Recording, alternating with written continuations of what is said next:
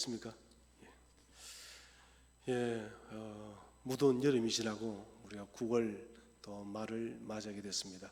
교재를 지난주에 받으셨기 때문에 우리 이번 주부터 또 목장 공부 제3과정을 진행을 하도록 하겠습니다.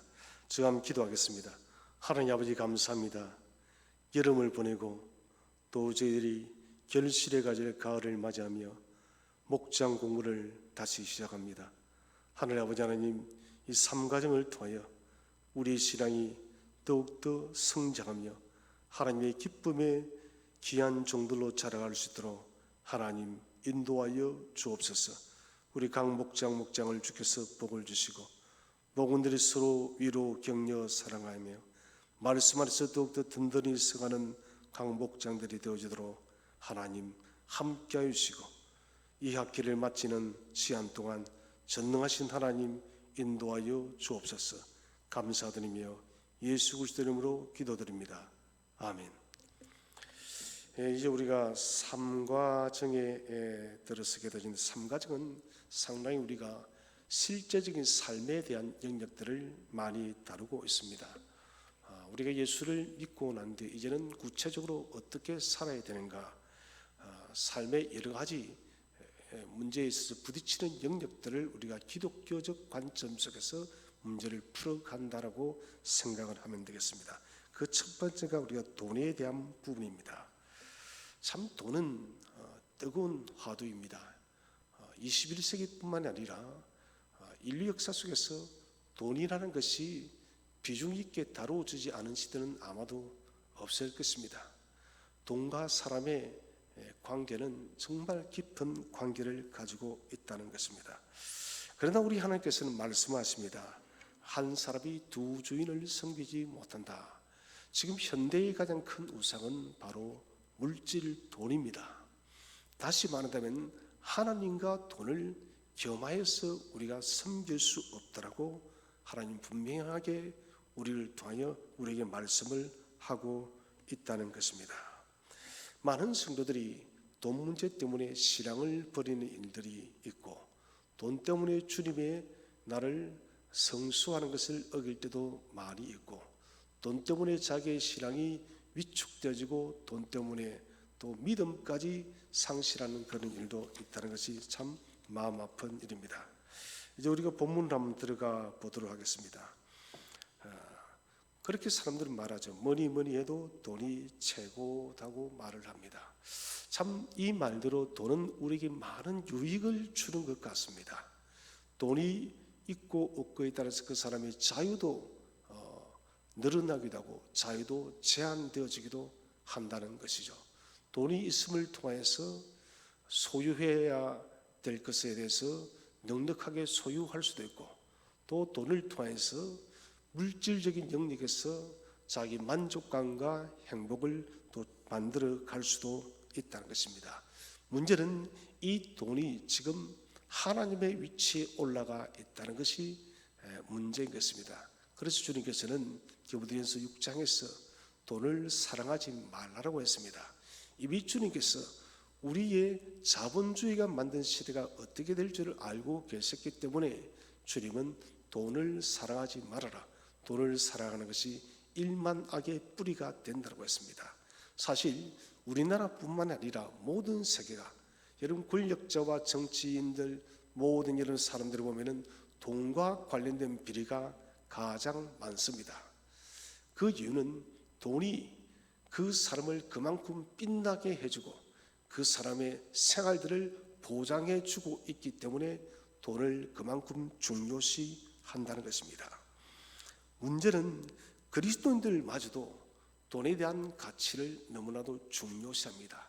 저는 돈의 가치에 대해서 우리가 소중하게 여기는 것은 중요하다고 생각합니다. 그러나 이것이 심각한 소중함으로 찾아가게 되어진다면 그 그리스도인은 사실은 하나님과 돈을 함께 섬기는 그런 심각한 문제를 가지고 있다는 것이죠. 그래서 우리도 매일의 경제생활을 하면서 가장 중요한 것은 이 경제생활의 목적이 무엇을 위한 것인가. 다시 말한다면 내가 돈을 버는 이 경제 활동을 통해서 내가 무엇을 하기 위해서 돈을 버는가에 대한 정확한 목표 설정이 되어져 있지 않기 때문에 많은 그리스도인들이 물질과 하나님에서 갈등을 한다는 것입니다. 그래서 하나님께서는 우리에게 소위 기독교적 경제 윤리를 우리에게 제시를 하고 있다는 것입니다. 다시 말하면 물질이라는 곳에는 여러분 윤리가 있다는 것입니다. 하나님이 정해 주신 그 윤리가 있다는 것이에요. 하나님께서 정해 주신 그 윤리를 따라서 우리가 살게 되어진다면 우리는 하나님과 물질에 대한 그런 갈등을 그렇게 많이 접하지 않을 것입니다. 그런데 대부분의 많은 성도들에게 물질에 대한 기독교적 세계관, 기독교적 경제 윤리가 바르게 정립되어져 있지 않기 때문에 많은 갈등을 일으킨다는 것입니다. 어떤 사람들은 말합니다. 신앙생활만 잘하면 되었지. 하나님께 예배를 잘 드리고 헌금생활을 잘하고 그리고 전도도 많이 하고 이렇게 살면 되어졌지 무슨 물질의 영역까지도 우리가 기독교적 경제 윤리를 세워야 되느냐라고 질문을 합니다. 그런데 여러분, 돈이 쓰이는 곳에는 그 사람의 인생의 목적이 담겨 있습니다. 실제적으로 그렇지 않습니까? 우리의 가게에 있어서 가장 많이 지출되어지는 항목, 그것은 그 가정에 경제의 여러분 목적이 들어가 있고 그 가정의 삶의 목적이 들어가 있다는 것입니다. 그렇기 때문에 그 사람의 물질이 어느 곳에 많이 쓰이는가를 보게 되면 그 사람의 삶의 주인이 누군지를 알 수 있기 때문에 우리는 경제적 윤리를 분명하게 바르게 세워놔야 된다는 것입니다. 그러면은 기독교 경제 윤리를 우리가 어떻게 세우고 이해를 해야 될까요? 첫째는 사람이 사는데 필요한 모든 경제 활동은 신앙적 영역을 가지고 있다는 것입니다. 그래서 경제 활동에 대해서 우리는 기독교적 신앙을 가지고 이 경제 활동을 접근을 해야 된다는 것입니다. 다시 말하면 내가 이 돈을 소유하고 있어도 이 돈은 나의 것이 아니고 하나님의 것이라는 것입니다. 하나님께서 우리를 청지기로 세우고 이 물질을 관리하는 관리자로 우리를 세운 것이라는 것이에요. 많은 사람들이 나는 이 물질에 대한 청지기가 아닌 내가 주인이라는 잘못되어진 생각 때문에 기독교 경제 윤리가 무너지고 있다는 것입니다. 돈에 대해서 청지기적 삶의 원리를 잃어버리게 되면 우리는 반드시 격길로 나갈 수밖에 없다는 것입니다. 돈의 문제는 경제적인 문제인 동시에 영적인 문제인 것입니다. 왜 영적인 문제인가? 내가 청지기적 삶을 살지 않으면 그 돈은 분명히 잘못되어진 곳에 내가 육신이 원하고 내 육신이 즐거운 일들에 그 물질이 사용되어지기 때문에 이 돈은 영적 문제가 되어지는 것입니다. 나의 욕망과 나의 정욕대로 이 물질을 사용하게 되어진다면 우리는 하나님과 관계없는 삶을 살아가는 것입니다. 두 번째 기독교 경제 윤리는 자신의 이 경제 행위가 하나님과 이웃에게 어떤 영향을 줄 것인가, 이것을 항상 생각해야 된다는 것입니다. 돈을 내가 벌었다 해서 이 돈이 내 것이 아니다 했습니다. 이 돈은 하나님이 우리에게 맡겨준 것이었습니다. 그래서 청지기 직분 속에서 청지기는 주인께서 맡긴 그 목적대로 물질을 사용하는 것이 가장 지혜로운 청지기라는 것이죠. 하나님께서 우리에게 물질을 왜 주셨을까요? 그것은 하나님 나라를 위해서 이 물질을 쓰라고 우리에게 주신 것이에요. 내가 잘 먹고 잘 살기 위해서 이 물질을 주신 것이 아니라 하나님 나라의 복음 사역과 하나님 나라를 구하기 위해서 하나님 나라의 의를 추구하기 위해서 우리는 이 물질을 사용해야 된다는 것입니다. 그래서 우리는 기독교 경제 윤리를 바라볼 때 물질을 하나님의 복음을 전하는 선교와 교회와 그리고 가난한 이웃들과 여러 힘든 사람들 이런 선한 일들을 위해서 물질을 써야 됩니다. 통계적으로도 돈을 추구했던 사람들은 그 마지막이 항상 좋지 않았습니다. 또 소위 그 사람은 성공적 삶을 살지를 못했어요. 사람들은 그 사람이 죽고 나면은 그 사람을 쉽게 잊어버립니다. 그러나 돈을 위해서 살지 않고 사람을 위해서 살고 사람을 세우기 위해서 물질을 벌었던 사람은 돈도 함께 찾아왔고, 그리고 그 사람이 죽고 난 뒤에도 그 사람을 기억하고 추모했다는 것이죠.